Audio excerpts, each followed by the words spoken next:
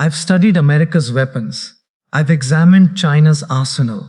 I've read the numbers, the firepower, the reach.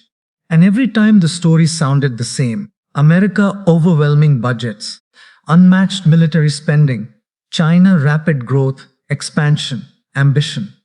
But when I turned my attention to India, I found something the world never expected. Not the biggest budgets, not the most expensive toys of war, but something far more dangerous. Brilliance. Weapons not just made of steel, but of vision. Not born in noise, but in silence. Not created to conquer, but to endure. This is what shocked the world. Because superpowers like the United States and China assumed India would always remain behind. Too poor, too slow, too complicated. But they didn't see what was coming. A storm that was silent, smart, and unstoppable. Today I want to take you on a journey into the 10 weapons of India. Some military, some technological, and some spiritual, that left even the most powerful nations speechless. Weapons that proved one truth. India may be calm, but never weak. Let's begin with speed. You see, in modern warfare, speed kills. And India built something the world wasn't ready for. BrahMos. The BrahMos is not just another missile. It is the fastest supersonic cruise missile in the world. Flying at Mach 3 times the speed of sound. But speed alone is not what makes it terrifying. It's speed with precision. Imagine this. A missile skimming the earth at low altitude, almost invisible to radar. So fast that by the time your systems detect it, it's already too late. Even US defense analysts admitted, if BrahMos is launched, you won't see it coming. And here's what makes it more dangerous. BrahMos can be launched from anywhere. From the land, from the sea, from the air, and soon from submarines. In war, flexibility is power. BrahMos gave India not just speed but reach. And the West was not just surprised. They were studying it because this wasn't expected from a so-called developing country. But India never cared about expectations. It cared about results. If BrahMos is speed, then Aryant is silence. Most nations that hold nuclear weapons keep them above water, visible, vulnerable, predictable. India did something different. It built in errant. India's first indigenously made, nuclear-powered, ballistic missile submarine. Think about that for a moment.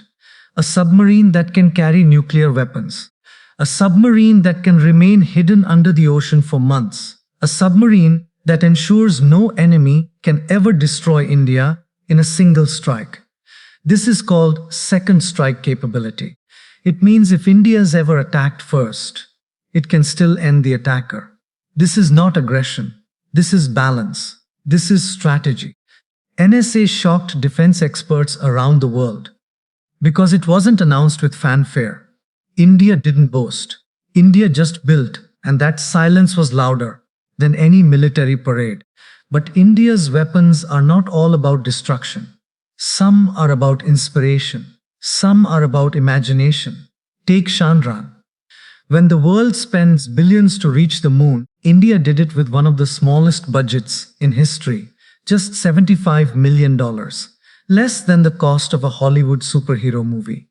And yet, India became the first country in history to land on the moon's south pole. NASA watched, Elon Musk congratulated, and the world realized something profound. India doesn't waste. India executes. This was more than science. It was a declaration. We are here and we will do it our way. The message to superpowers was clear. You may have bigger budgets, but we have bigger discipline. You may spend more, but we achieve more. Chandrayaan wasn't just a scientific success. It was a psychological shockwave. And then comes fire. The HN-YV intercontinental ballistic missile with a range of over 5,000 kilometers. It can reach most of Asia, Europe, and even parts of the United States. But here's the twist. India never uses it to threaten. It never parades it as a tool of intimidation. Instead, the message is calm, almost quiet. We do not attack, but we will never be bullied. And that right there is what shakes superpowers. Because real power is not loud, real power is ready. These first four weapons, BrahMos, Ant Shanayan, and Agni, are only the beginning. They show you India's philosophy: precision, balance, efficiency, confidence. But what comes next is even more shocking, because India didn't stop at speed, silence, or space. It began building weapons the world had no idea were even possible. Weapons born of innovation, weapons built not in foreign factories but in India itself. India was always known as a buyer of weapons. Nations sold and India purchased. But then something changed. India decided it would no longer just depend on others. It would create. And when creation began, the world didn't last for long. Take the fighter jet teachers. At first, many dismissed it as too small, too weak, too slow. But when it finally took to the skies, those same voices went silent, agile, combat ready, built entirely in India. Pilots call it the pocket rocket. Enemies call it unpredictable. For the first time, India showed the world that it was not just a customer in the defense market. It was a creator. And in war, creation is always stronger than dependence. Because when you can make your own weapons, you are truly free. But India didn't stop there. Missiles can destroy. But what if you could stop a missile before it even reached you? That's where India stunned the experts again. A two-layer air defense system, capable of tracking and intercepting ballistic missiles mid-flight. Imagine the enemy launching a weapon, confident in destruction, only to watch it vanish in the sky, destroyed before impact. Quiet, clean, efficient. Most nations only dream of this technology. India built it. And once again, India didn't shout about it. It simply kept working. Then came something even more unusual. Rudram, India's first indigenous anti-radiation missile, designed not to hit tanks or bunkers but to blind. It targets enemy radars, communication systems, and jamming centers. Before the enemy can even fire, their eyes are closed, their ears are gone, their systems are silent, and all of it delivered from the skies with speed and accuracy. One missile and an entire battlefield can be left in darkness. What shocked the world most was not that India built these things. It was how India built them. Not with unlimited budgets, not with endless resources, but with focus, with discipline, with determination. While others wasted money showing their strength on television screens, India invested quietly in laboratories, in research, in young minds who asked one question: not what to buy, but what to build. And soon the world realized something dangerous. A nation that learns to make its own fire no longer fears the dark. Modern wars are no longer fought with just bullets and bombs. They are fought with information, with signals, with silence. And India knew this before many of its rivals did. Inside secret labs, India's scientists worked on something that doesn't explode, doesn't fire, doesn't roar. Yet it is one of the most powerful weapons in existence: electronic warfare, a suite of systems designed to jam enemy radars, confuse their communications, mislead their missiles.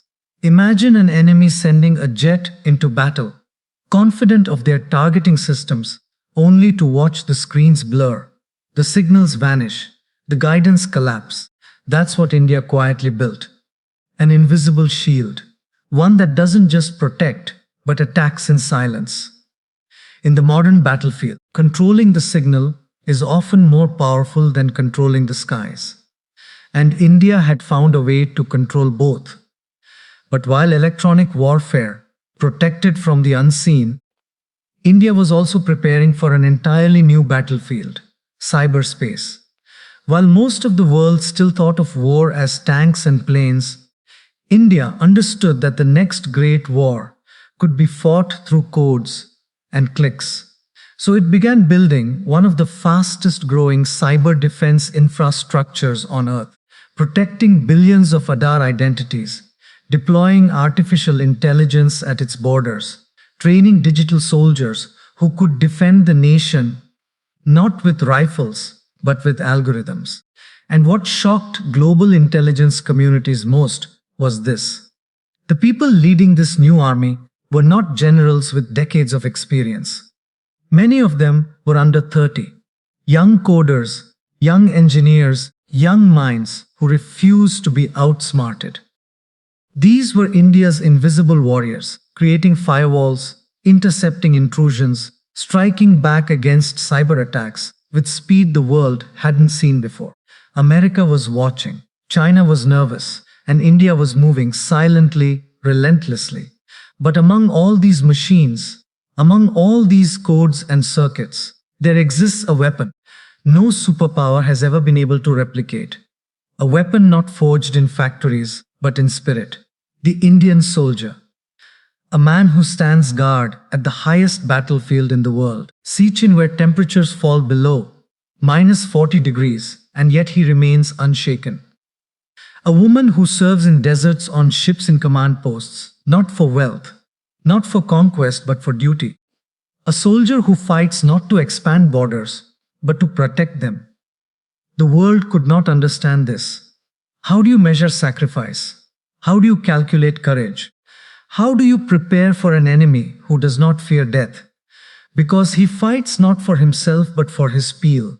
The Indian soldier is not programmed. He is not manufactured. He is not replaceable. And that spirit is India's greatest defense. The West expected India to break under pressure, to bend under threats, to remain silent under intimidation. But every time the line was crossed, India answered with precision. From the surgical strikes across the border to the Balakot air strikes deep into enemy territory, India proved it could strike fast, clean and decisive. And after the strike, it didn't boast. It didn't shout. It went back to work.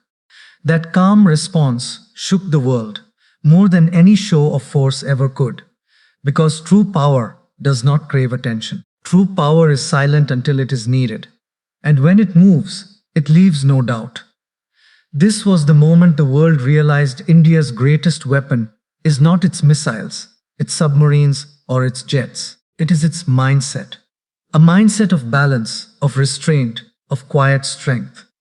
India does not seek dominance. It demands dignity. And dignity defended with discipline is more terrifying than any bomb. The world was beginning to see a new truth. India was not a follower.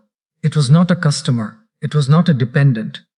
India was a builder, a creator, a nation that could design, produce and deploy everything it needed. From missiles to moonlanders, from fighter jets to cyber shields. And when a nation learns to build for itself, it no longer bows to anyone. And that is why, for the first time, America began to pay attention. Not because India was loud, but because it was quiet. Not because it copied, but because it created. Not because it threatened, but because it endured.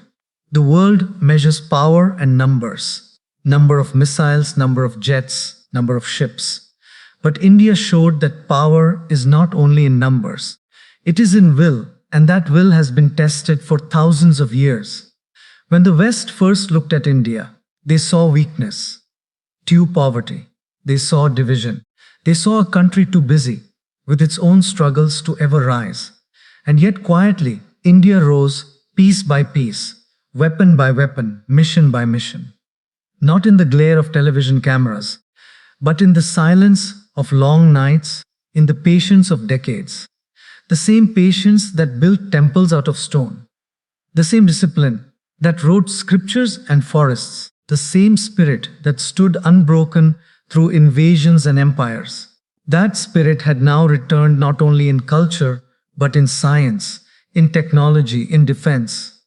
Consider India's space program. When the world mocked it as too ambitious, too poor to dream of stars, India placed satellites in orbit at a fraction of the cost others demanded. And then with Chandrayaan and Mangalan, India did what Richards could do. Reaching Mars in its very first attempt, landing on the moon's south pole where no one else did. And the question on everyone's lips was not how, but how so cheaply, how so effective, how so fast. That was India's true shock to the world. That genius needs no billions. It needs vision. The same vision flowed into defense. Submarines that move silently beneath the oceans. Aircraft carriers designed to project power on distant waters. Drones that watch silently from the skies. Hypersonic missiles in development, promising speeds the world can barely imagine. And behind all of it, the same determination. We will build, we will endure, we will rise. But above machines, above inventions, above technology, there is something more dangerous that India revealed. A philosophy. While the world prepares weapons to conquer, India prepares weapons to protect. While the world seeks to dominate, India seeks balance. And that philosophy terrifies superpowers because it means India does not fight for greed. It fights for survival, and survival makes any nation unstoppable. That is why India's rise is not just a story of missiles and machines. It is a story of dignity. It is a story of a people who refuse to stay broken. A story of a civilization that turned wounds into wisdom and wisdom into weapons. Weapons not always of steel but of spirit. Not always of fire but of patience. And when the world finally saw this, it was not just America that was shocked, it was everyone. Shocked by how India moved from silence to strength. Shocked by how a nation they once called weak now builds weapons others cannot. Shocked by how India redefined power not as conquest but as endurance. The message was clear. India will not be bullied. India will not be ignored. India will not bow. And when a nation like that stands tall, the world has no choice but to watch. Because sometimes the most dangerous weapon of all is a nation that refuses to give up. Thank you for listening. And don't forget to like and subscribe, my friends.